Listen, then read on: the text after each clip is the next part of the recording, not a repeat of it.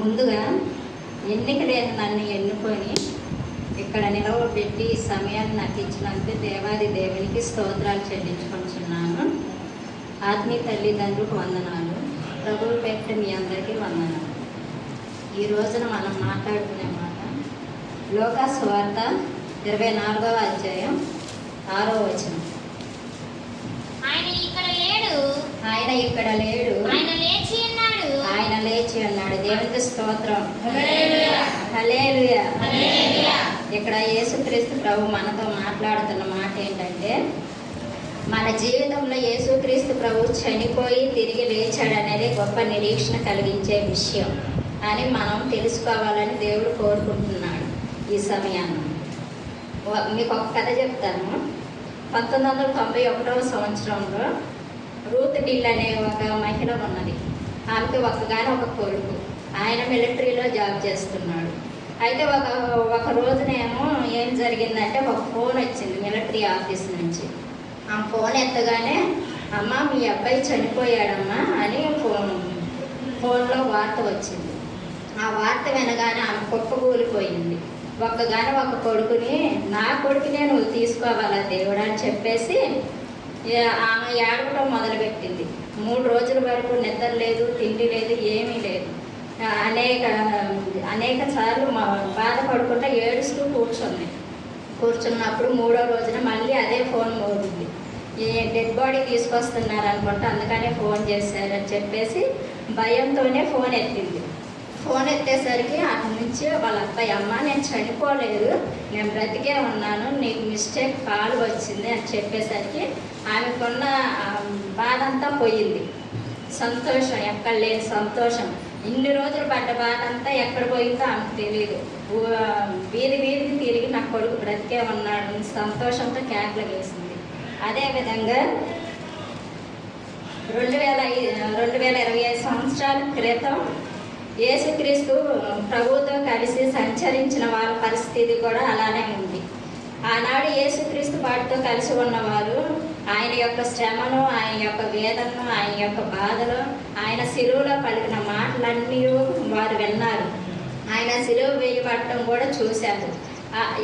అదే ఈ తల్లి ఏ వేదంతో అయితే బాధపడిందో వాళ్ళు అదే వేదంతో బాధపడి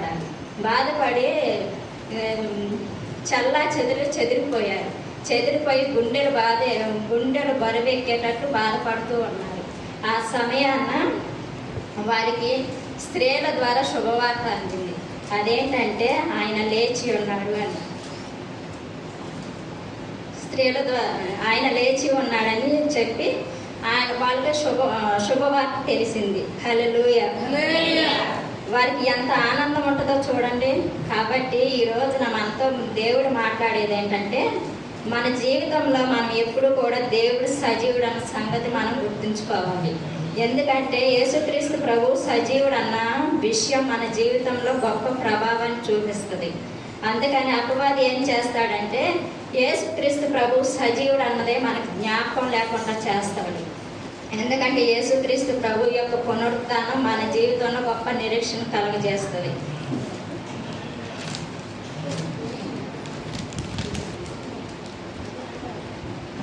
మనం ఈ లోకంలో ధైర్యంగా ప్రతి అడుగు విశ్వాసంతో వేయడానికి, రేపటిని గురించి నిరీక్షణ కలిగి ఉండటానికి శక్తినిచ్చేది ఏంటంటే యేసుక్రీస్తు యొక్క పునరుత్థానం. అందుకని అపవాది ఏం చేస్తాడంటే, ఆ పునరుత్థానం గురించి మర్చిపోయేలా చేస్తాడు. బైబిల్లో మనం చూసినట్లయితే ఆయనతో పాటు ఉన్నవారు, ఆయనతో పాటు నడిచిన వారు, ఆయనతో పాటు తిరిగిన వారు, ఆయన అద్భుతాలను చూసిన వారు, ఆయన శక్తిని చూసిన వారు అనేక మంది మర్చిపోయారు. ఏంటంటే ఆయన తిరిగి లేస్తాడన్న విషయాన్ని వాళ్ళు మర్చిపోతే వారికి మర్చిపోయిన సంగతిని ఎవరు జ్ఞాపకం చేశారంటే, దేవదూత జ్ఞాపకం చేయాల్సి వచ్చింది. బైబిల్లో మనం చూసినట్లయితే లోకా సువార్త 24వ అధ్యాయం 7-8 వచనాలు చూసినట్లయితే, మనుష్య కుమారుడు పాపిష్ఠులైన మనుషుల చేతికి అప్పగింపబడి సిలువ వేయబడి 3వ దినమున లేవవలసి ఉన్నదని ఆయన మీతో చెప్పిన మాట జ్ఞాపకం చేసుకొనుడని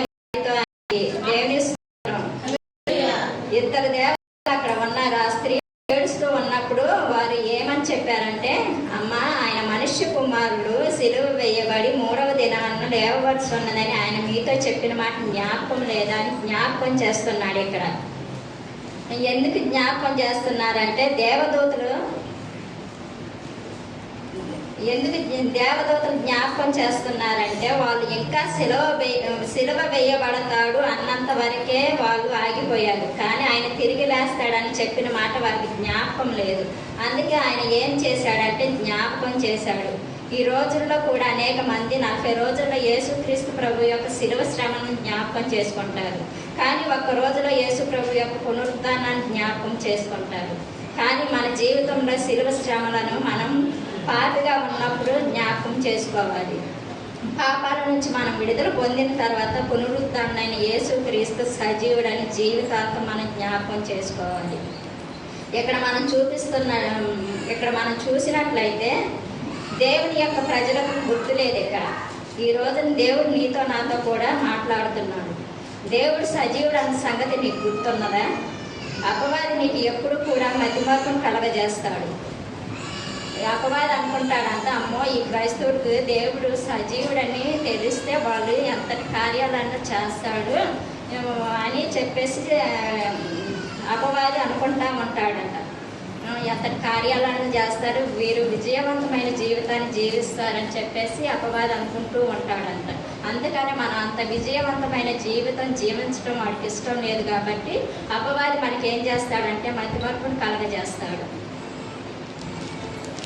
ఇక్కడ ఇంకో విచిత్రమైన విషయం అంటే అపవాది యేసయ్య సజీవుడని మనకి మతిమరుపు వచ్చేలా అపవాది చేస్తాడు. కానీ శత్రువులకు మాత్రం గుర్తుండిపోతుంది. మత్తయి సువార్త 27 అధ్యాయం 62, 63.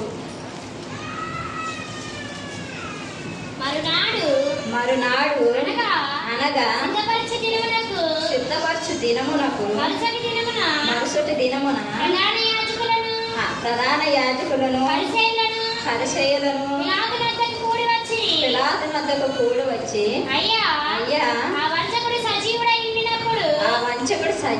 ఉండినప్పుడు 3 దినములైన తర్వాత నేను లేచినని చెప్పినది మాకు జ్ఞాపకం ఉన్నది. హల్లెలూయా, దేవుని స్తోత్రం.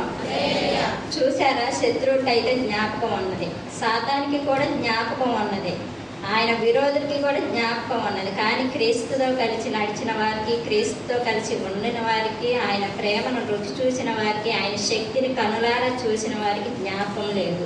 ఈ రోజున నువ్వు నేను ఎక్కడున్నామో ఒక్కసారి జ్ఞాపకం చేసుకోవాలి. సాతానుతో కలిసి ఉన్నామా, యేసయ్యతో కలిసి ఉన్నామా జ్ఞాపకం చేసుకోవాలి. ఈ రోజున మనం నీ జీవితంలో యేసు సజీవుడు అన్న సంగతి నీకు జ్ఞాపకం వస్తుందా? కనుకనే అపవాది ఎప్పుడు నీకు జ్ఞాపకం లేకుండా మతిమరుపును దయచేస్తాడు. యేసు సజీవుడని యేసు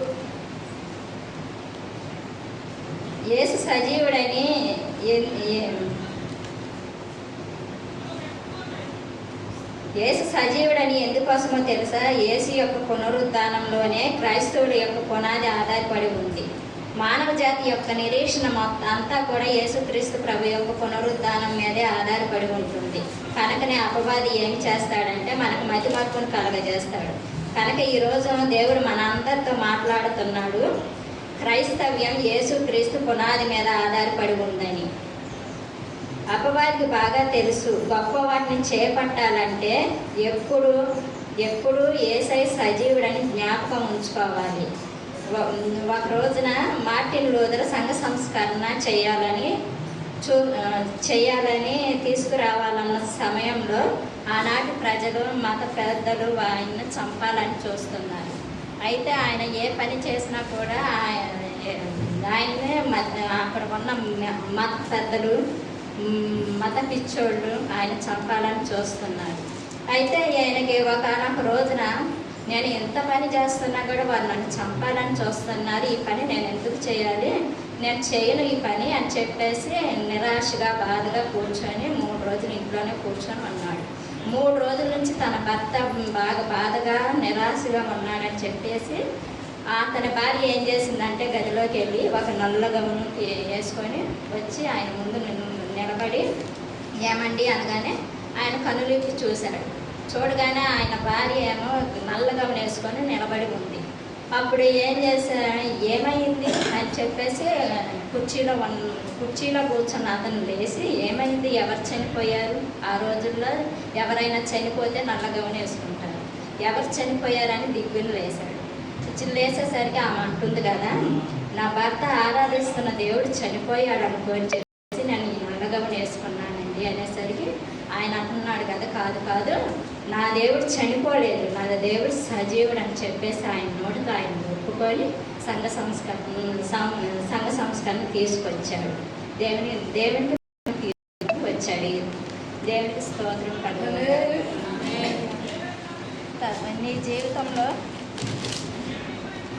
నీ జీవితంలో నిన్ను ఏం చేయకుండా నిన్ను చేతగాని వానుగా చేసేది ఏంటంటే యేసుక్రీస్తు ప్రభు సజీవుడు అన్న సంగతి నీ జ్ఞాపకం లేకపోవడం వల్లనే. నీ జీవితంలో నిరీక్షణ లేకుండా చేసేది ఏంటంటే యేసుక్రీస్తు ప్రభు సజీవుడు అని జ్ఞాపకం లేకుండా చేసేది. అందుకనే నీ జీవితంలో ప్రతి క్షణం గుర్తుకు రావాలి ఏంటిదంటే యేసు సజీవుడు అనే విషయాలు.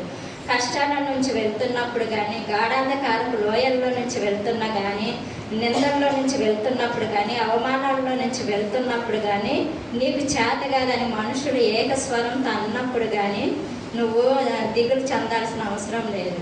ఎందుకంటే నీ దేవుడు సజీవుడని నువ్వు జ్ఞాపకం ఉంచుకోవాలి. తర్వాత యోగు భక్తుడు ఏమన్నాడంటే, నా దేవుడు నా విమోచకుడు సజీవుడని చెప్పేసి ఆయన సాక్ష్యం ఇస్తున్నాడు. కనుక మన జీవితంలో కూడా ఎప్పుడు మన నోట నా దేవుడు సజీవుడని మన నోట ఉండాలి.